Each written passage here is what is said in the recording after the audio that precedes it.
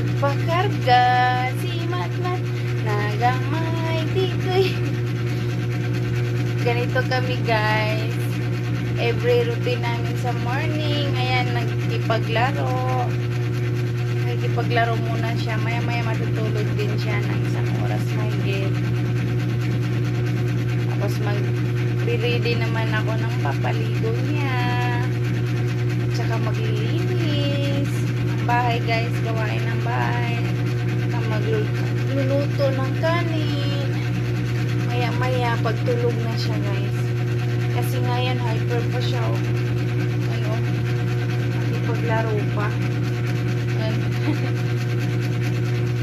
Ayan. Gusto na naman kasi niyang lumabas. Kaya lingon siya ng lingon sa kwarto. Maya-maya na. Linis.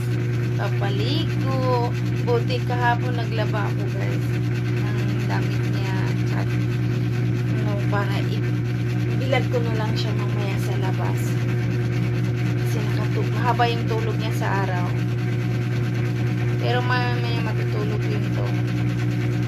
Kaya mag-ready na papaligo niya. Papainit ng tubig. Kasi maliligo ang Matthew na